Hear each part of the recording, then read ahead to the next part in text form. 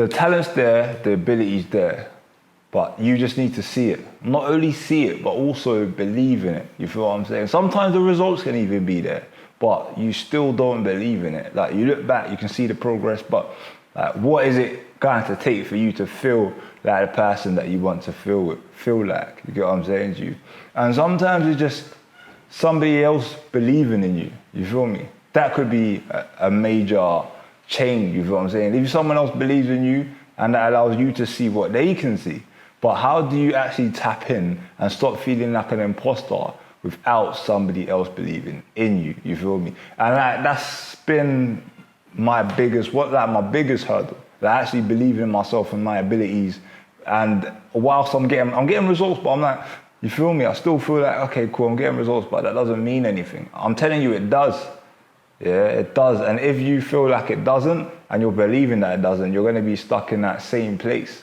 So in this video, I'm going to be talking about how to overcome imposter syndrome and start believing in yourself and start actually being tapped into your abilities. Because once you stop feeling like an imposter, you can just go at it. You feel me? Because you're not thinking about how you look or how you're coming across. You're thinking about getting results or being in the game. You feel me? So once you can actually tap in and be in the game, everything will start to change. You feel me? That rhymed, but that wasn't my intention. Either way, let's get into it.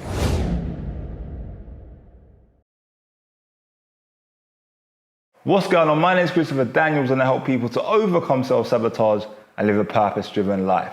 And that's both through mindset coaching and content creation. In this video, I'm going to be talking about imposter syndrome, yeah? But before I get into it, I just want to say welcome to anybody that's new and anybody that's back here again. Welcome back. You feel me? It's them ones there. Let's get into it, yeah? Imposter syndrome.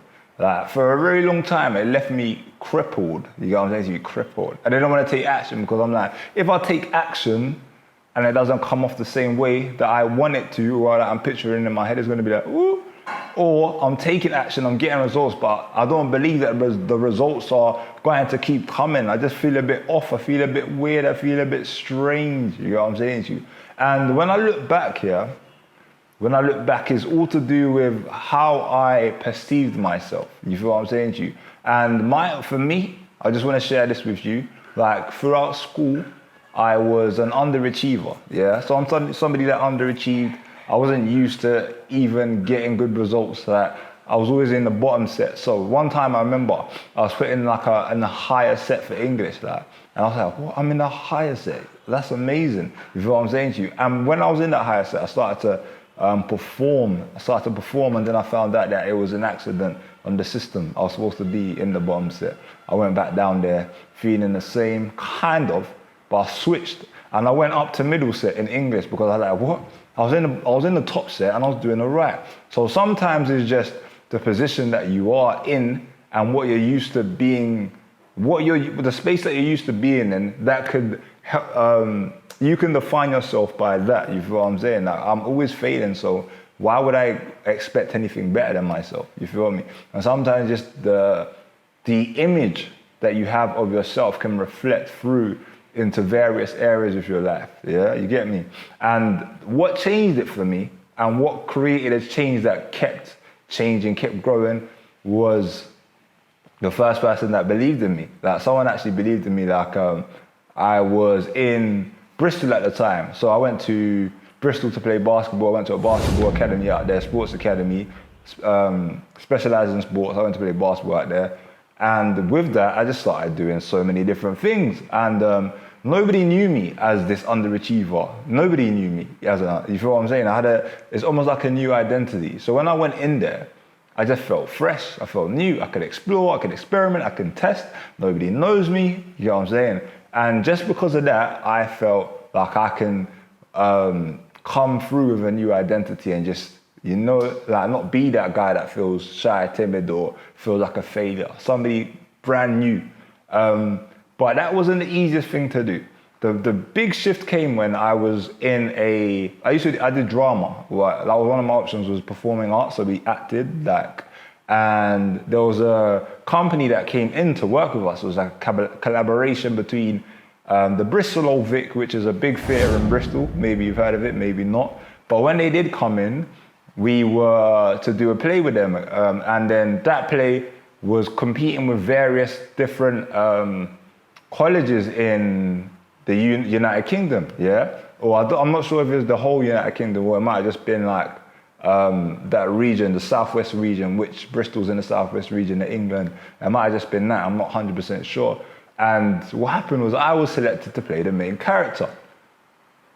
Me, Christopher, the main character. And I was like, oh, hey, you feel what I'm saying to you? I've always been told I was a good actor, always.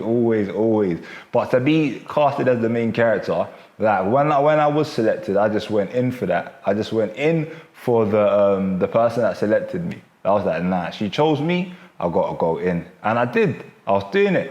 Repetition. I was going in, I was going hard. And I didn't feel like an imposter. I felt like I deserved to be there. But the only reason I was there and performing the way that I did because somebody believed in me. You feel what I'm saying to you? Somebody saw something in me, they decided to observe, and they saw something. You feel what I'm saying? So sometimes it's just you looking at what are you focusing on? Paying attention, should I say. You paying attention to what you're focusing on. Like, I could have been focusing on, okay, I failed in this place, that place, the other place. So I come in here and I expect to do bad as well.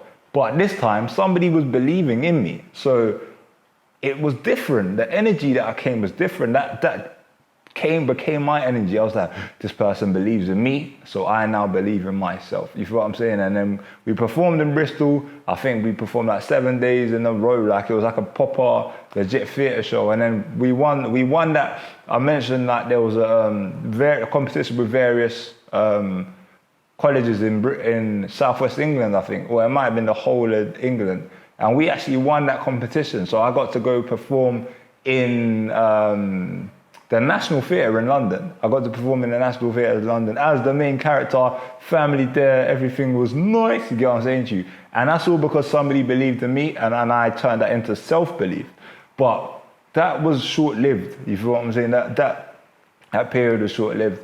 I remember after that I went on to be a director after university. This is way down the line. But whilst I was a director, I didn't have anybody around me to believe in me like that person believed in me. So I didn't really feel my ability. Like I'll do something for someone and I'll say, this bit's not that good, that bit's not that good. So for me, when you say something's not good, I don't take it as they just don't like that part of it, so I can recreate it. I take it as, maybe I'm not that good. You feel me? So sometimes it's about detaching from little minute details. Yeah, especially if you're detail orientated, as a lot of creative people are.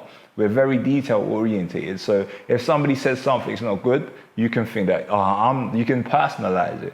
And that's what it is. So the focus has to be on like, what are you actually good at, as opposed to trying to be perfect. You feel me? You got what I'm saying to you? And what I learned, I look back to that moment when they said that, okay, you're the main character. And now with what I do now, I'm a coach and I obviously create content. So with my content creation and my coaching, yeah, I'm like, Chris, you know what you're talking about. You're educated in this. You've been looking through it. You've been studying it. And that's all facts. So I look at the facts, and with the facts, I execute. And I don't feel like an imposter no more. I feel like I belong to be here. When I'm coaching, I feel like, yes, I know what I'm talking about. I've been through that journey. You feel what I'm saying? So no one needs to say, Chris, you're an amazing coach before I believe it. I know that I am. You know what I'm saying? I understand that. And I see that through my results. And it's not a coincidence. It's because of what I've been through. It's my journey. Everything that I've learned, I put that into my clients. You get what I'm saying to you? The same way, like, there's a lot of things that you do, I'm telling you that you're amazing at. You may not believe it, but once you do, it will change. And you focus on creating results as opposed to wondering if you're good. And if you have one focus, which is to create results as opposed to thinking of both things, then everything shifts.